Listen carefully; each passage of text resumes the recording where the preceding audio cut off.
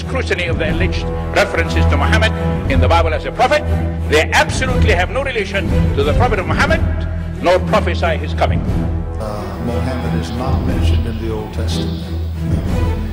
Muhammad is not mentioned anywhere from Genesis to Revelation. Muhammad is God's true messenger. That's a joke.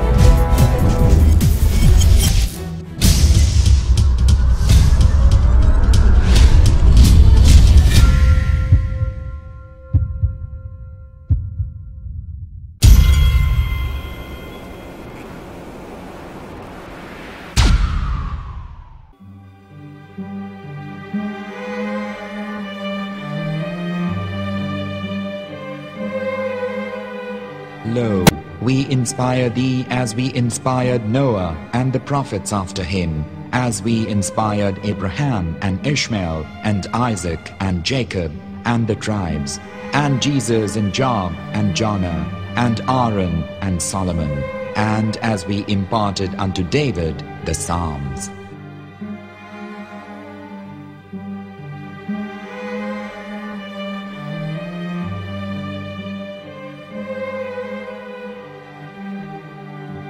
The verse we've just heard is from chapter 4 of the Quran. In the verse, God is affirming to humanity that Muhammad is indeed the recipient of a divine guidance, just as Noah, Abraham, and the rest of the prophets. However, some Christians and Jews today don't believe that Muhammad was a prophet and the covenant that God made with Abraham. And since the Quran is not their book of authority, in this video I'm going to show you that the book you're holding in your hands contains the name off the seal of prophethood, the Prophet Muhammad.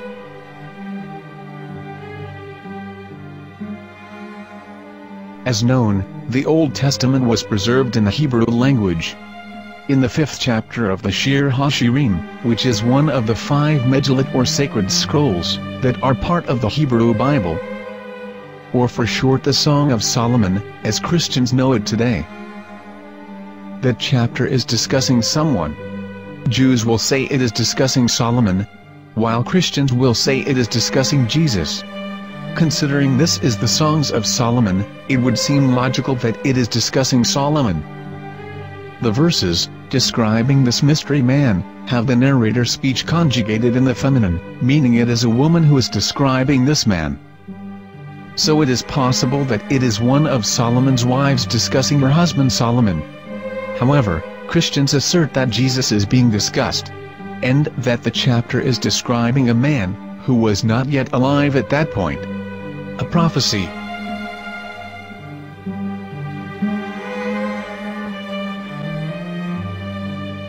In reading the English translation of Song of Songs 5:16, it finishes the description by saying, "He is altogether lovely," but what most people don't know is that the name of that man was given in the original Megillat.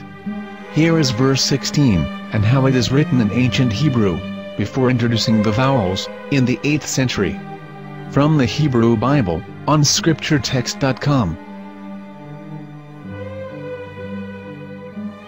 Here is the word in question.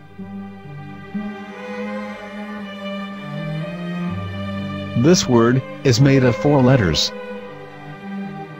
Mem, Het, Mem, Dalet. Now when reading the word as it is written in its original form, with no vowels, it can be read as Muhammad, which is the name of the Muslim prophet, or as Mamad with no A after the H. According to Ben Yehudah's Hebrew English Dictionary, it is correctly pronounced as Muhammad, not Mamad.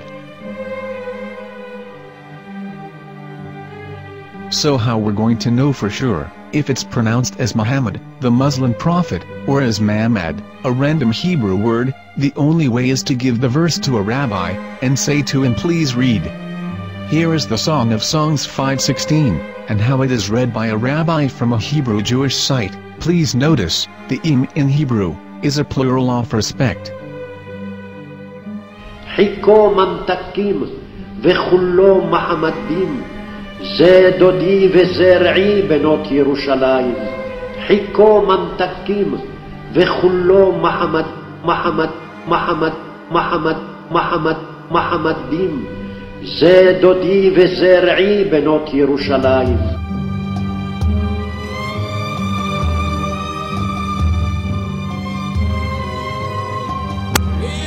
Coming out of the darkness, there are no other gods but God, and Muhammad is his messenger.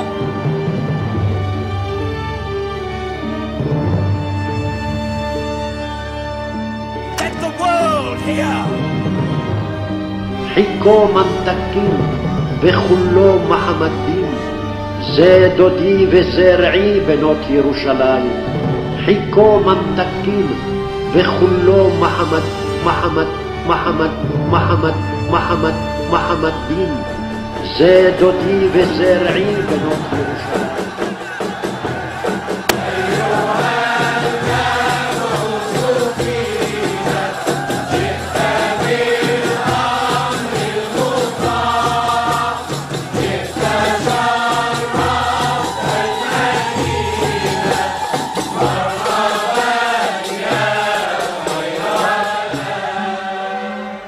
Here is the famous SDL translation tool, which includes a professional human translation, as well as an online translation.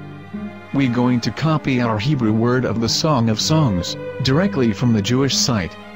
It's the same site, where you can hear the rabbi reading the verse in Hebrew.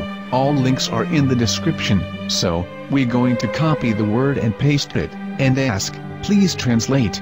Are they going to translate the meaning of the name of that person? As the Bible translators did. Which is the praised and the lovely one, or are they going to keep the name as it is? Well, see it yourself. Here is the World Lingo Translator. The result is the same. It's Muhammad. You have no right. You have no right to translate names of people. Anybody. Your name should be retained. Mr. Black is Mr. Black, though he's white. You have no right to translate names of people. But they have been doing that. Muhammadim, they translated as altogether lovely. But the word Muhammad is there in the Hebrew language. The word Muhammad is there in the Hebrew language.